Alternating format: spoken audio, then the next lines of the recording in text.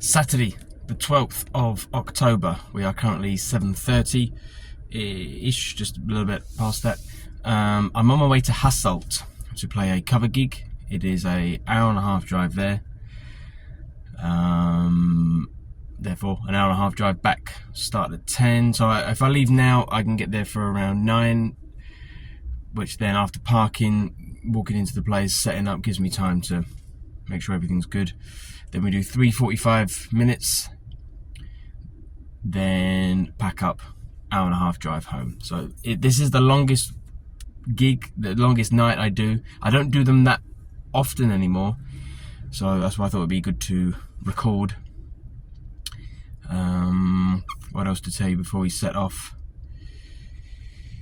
I had a gig last night, which I will talk about in the setting up process, overdub thingy. Remember to do that, Freddie.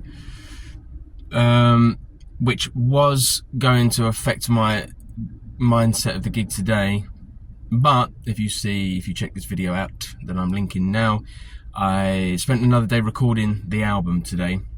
Got all the guitars done, which was awesome. So that's lifted me up a bit. I've had some food. We're now at the beginning of like season 5 of Angel, episode 3. So nearly at the end of that. So dinner, Angel, feel a bit better.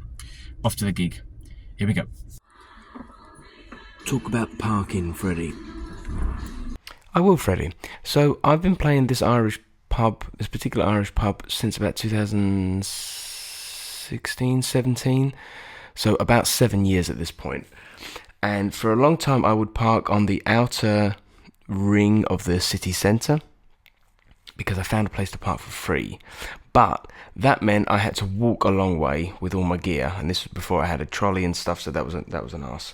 Then I found, and then when the weather would turn, that would be really annoying to walk through the rain. So then I found an underground parking, which still had a bit of a walk, but closer, but that was really expensive. And then, about 3 weeks ago, there was a road closure. So I ended up going down a road that I would never have normally gone down, stumbled across another underground parking that happened to be like less than a stone's throw from the venue itself, and a hell of a lot cheaper. 7 years. I've contributed to the parking system in that city a considerable amount in those 7 years when I could have gone to this one. Yeah, parking with gigs. That's a whole video in and of itself. So now we are inside the venue. As you can see and hear a little bit maybe, I've turned the volume down on it. There's a lot of people in there. It was quite packed, which I thought, oh great, because the last, and I mentioned this later, I played a few weeks ago and it was very busy and it turned into a particular type of gig, which we'll get to. That's why I've set the camera up so you can see a bit of the audience, because I played a few weeks ago and it really went off. So I thought, I want to capture some of this because I haven't been able to capture some of the as much of the performances as I would have liked. So all the banter in between, all that sort of stuff. And I knew there was a little ledge behind me, so I thought, perfect, I'll set up, I'll capture it. One of the reasons I'm really enjoying documenting these gigs and then talking about it now is it makes me feel less lonely. Now, I've talked about this before, and this isn't it's so lonely. It's just a fact that, you know, I drive these long ways by myself, set up, play by myself, and then depending on how that gig goes, you carry that. So if it's a great gig, you're like, oh yeah. If it's not a great gig, you can't turn to anyone and be like, oh, that was a stinker, wasn't it? So it requires you to have a particular type of mindset, which I've been really trying to get better at. I have had a hell of a lot of experiences before when it really affected me negatively. So the fact that I can document it here and talk about it, you know, to you, the viewer, does make me feel a little bit less lonely. So that's nice. Thank you for that. Thank you for being with me. Because yeah, what is not captured but that happens during this gig is the majority of these people that you see enjoying their drinks disappear within the first set, which is quite, it can be quite demoralizing. Now, are they leaving because of me?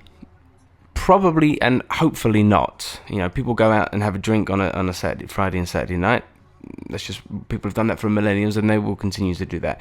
So just because they're leaving because I'm playing doesn't mean they're leaving because I'm playing. But when you're standing there all by yourself, it may be a little bit of a delicate mindset, and you see these people leave, you think, is it because of me? So it takes like I said, it takes a particular type of mindset, which I'm working on.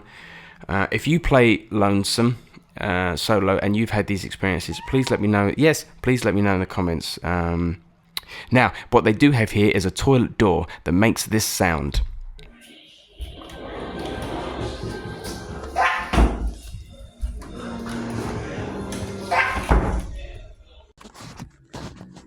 So, in the second break, I thought, I know what I'm going to say when I get back in the car. And what I was going to say was, it's really difficult and hard when you travel an hour and a half to play 45 minutes of music that isn't your own.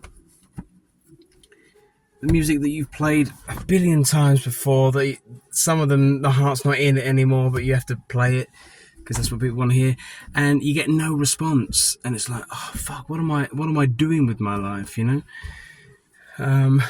Then, because last night's gig was a little bit like that as well, I'm doing these gigs to save money so that then next year I can try to go full-time music, original music, for a little while and see how that goes. But then the last set, the second half of the last set, kicked off again, because people are pissed by that point. And then you start playing the bangers, the Sweet Home Alabamas and the Oasises and stuff like that. But then afterwards, there was a group of young people came over. The guy was really enthusiastic, asked about the guitar, tried to play, asked to play a little bit of it, and he was cool. He wasn't drunk, I don't let people play my guitar, but he was cool, so we sat down and had a chat about it. And that sort of, gives you a bit more fuel. You think, you've made a connection with someone, it's worth it. And then pack up some more. And then 3 more dudes come over. I was like, that was really good. We have a chat, and that makes it worth it. Makes it more worth it. So that was nice. Yeah. I hope you can hear me. They play music in some of these underground car parks. You think, like classical stuff or whatever is the huge. This is like Saturday night beat stuff, like your top 40 stuff. Very strange. Yeah.